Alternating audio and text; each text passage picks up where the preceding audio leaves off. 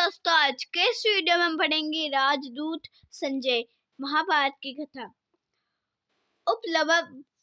उपलब्धव्य नगर में रहते हुए पांडवों ने अपने मित्र राजाओं को दूतों द्वारा संदेश भेजकर कोई 7 अक्षौहिणी सेना एकत्र की। उधर कौरवों ने भी अपने मित्रों द्वारा काफी बड़ी सेना इकट्ठी कर ली, जो 11 अक्षौहिणी तक हो गई थी। पांचाल नरेश के पुरोहित, जो युधिष्ठिर की ओर से राजदूत बनकर हस्तिनापुर गए थे, नियत समय पर धृतराष्ट्र की राजसभा में पहुंचे।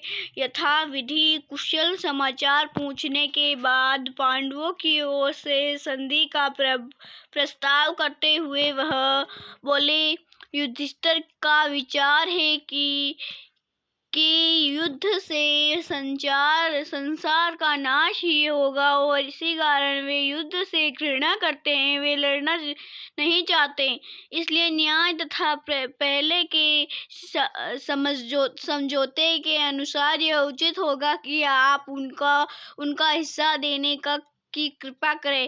इसमें विलंब न कीजिए। यह सुनकर विवेकशील और महारथी भीष्म बोले, यही न्यायोचित है कि उन्हें उनका राज्य वापस दे दिया जाए। भीष्म की बात कर्ण को अप्रिय लगी। वह बड़े क्रोध के साथ भीष्म की बात काटकर दूत की ओर देखता हुआ बोला, 13 वर्ष पूरा होने से पहले ही उनकी प्रतिज्ञा भंग करके आपने अपने आप को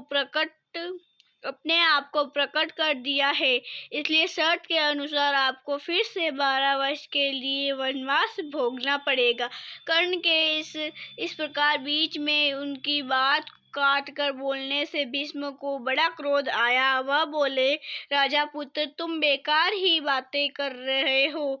यदि हम युधिष्ठिर के दूत के कहे अनुसार संधि नहीं करेंगे तो निश्चय ही युद्ध छिड़ जाएगा और उसमें दुर्योधन आदि सबको पराजित होकर मृत्यु के मुंह में जाना पड़ेगा। भीष्म की बातों से सभा में खलबली मचते देखकर धृतराष्ट्र बोले, सारे संसार की भलाई को ध्यान में रखकर मैंने यह निश्चय किया है कि अपनी तरफ से संजय को दूत बनाकर पांडवों के पास भेजा जाए।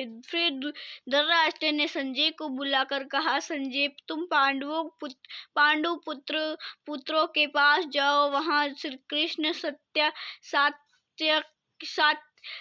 सात्यकी विराट आदि राजाओं से भी कहना कि मैंने सप्रेम उन सबके कुशल पूछी है। वहां जाकर मेरी ओर से युद्ध न होने की चेष्टा करो। संजय उपलब्धव्य को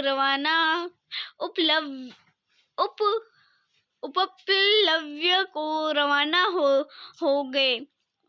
वहां पहुंचकर युधिष्ठिर की सभा में सबको विधिवत प्रणाम करके बोले, धर्मराज महाराज, धृतराष्ट्र ने आपकी कुशल पूछी है और कहा कि वह युद्ध की बातें नहीं करना चाहते हैं, वह तो आपकी मित्रता चाहते हैं। संजय की ये बात सुनकर राजा युधिष्ठिर बड़े प्रसन्न हुए और बोले, मैं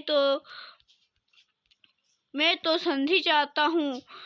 युद्ध का विचार करते ही मेरा मन घृणा से भर जाता है। यदि हमें अपना राज्य वापस मिल जाए तो हम अपने सारे कष्ट भूल जाएंगे। संजय ने कहा, युधिष्ठिर धृतराष्ट्र के पुत्र न तो अपने पिता की बात पर ध्यान देते हैं, न भीष्म की बात कुछ सुनते हैं।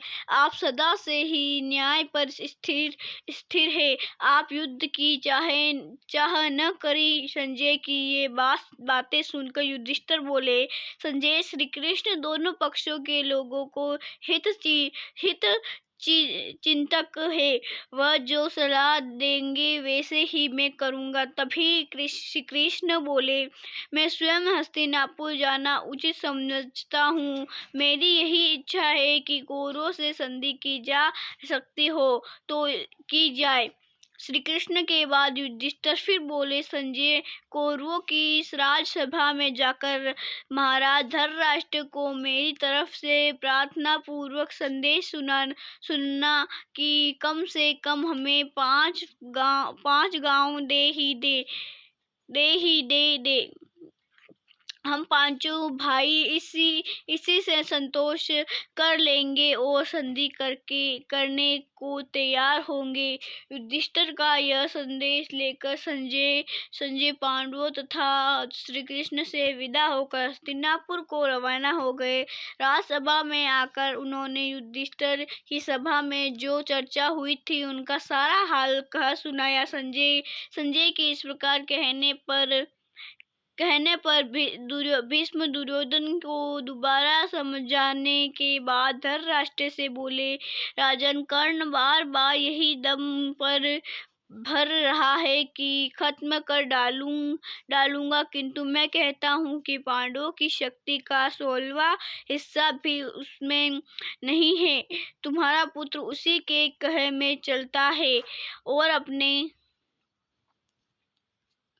उम्मीद करते हैं आपको ये वीडियो लगे। वीडियो को लाइक शेयर सब्सक्राइब करना। मिलते अगले पार्ट में जरूर मिलेंगे। धन्यवाद।